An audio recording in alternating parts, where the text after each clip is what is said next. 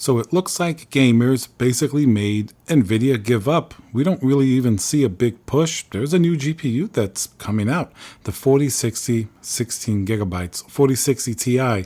Excuse me, that was an honest mistake. I don't think it's a 4060. It's obviously a 4060 Ti, 16 gigabytes, with a price of $499. Nobody wants that GPU. Yes, 16 gigabytes is definitely nice. You can make the argument that Nvidia is certainly hearing gamers on some level because it's at least more VRAM, but it doesn't make any sense on a $499 GPU that's on the level of a 4060 Ti.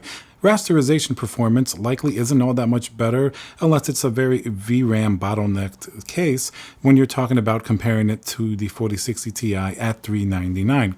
This GPU, I think, would be great if it was like $329 and then Nvidia just shifted the entire stack down. Realistically, I think that's where it should be. And yes, that would mean the RTX 4060 most likely would be something like a 4050 or even lower.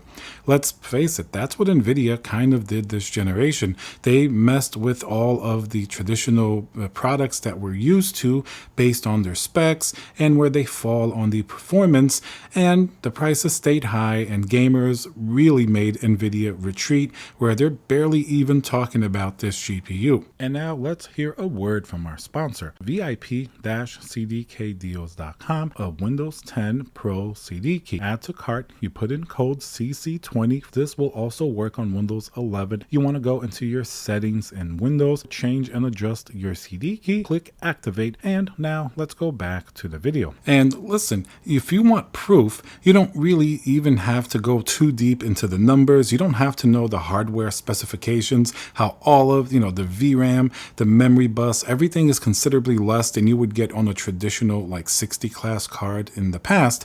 All you have to do is look at the comparisons of GPUs that are coming out now, like the 4060 Ti with the 3060 Ti. There really isn't that big of a difference. When you remove DLSS and of course this GPU is going to be more power efficient, you're really not left with a whole lot to get excited about.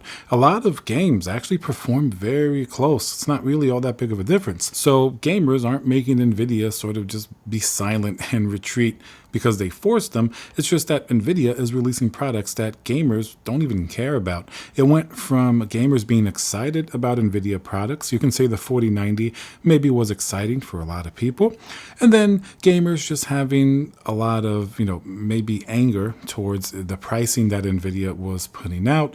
All of the products that were coming out, like the 4070 Ti, everything just seemed like it was too overpriced and everything just wasn't up to the spec that we're used to. Trust me, AMD did the same thing. 7900 XT, $899 was really one of the worst priced GPUs we've seen in a very long time.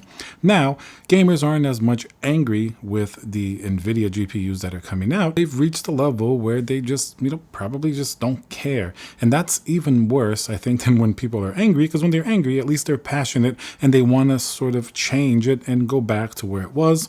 Now, a lot of people just don't really care about GPU pricing. They're happy with where they are. They either upgraded already or they're not going to get any of the new stuff. And you can tell when I go to stores like Micro Center, you're not really seeing the same type of commotion, the same type of purchases, the same type of excitement in the air that we used to see even during the RTX 3000 generation.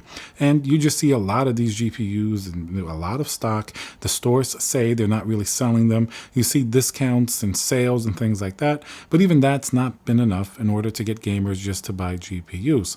This is bad news because during the next several years, we're probably going to be in this sort of stalemate. Like nothing new is going to happen. Nvidia's probably going to delay RTX 5000 into as far as they can into the future, because why would they bring out an entirely new group of products when their current ones aren't even selling and they have a tremendous amount of stock? Remember, when RTX 3000 didn't sell after the mining collapse and everything happened, Nvidia had a lot of RTX 3000 in stock. They produced a whole lot of them.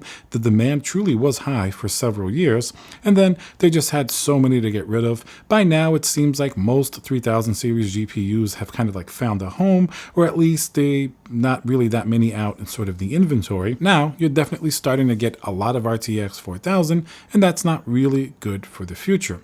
All right, guys, remember to subscribe, smash that like button, and I'll see you guys on the next video.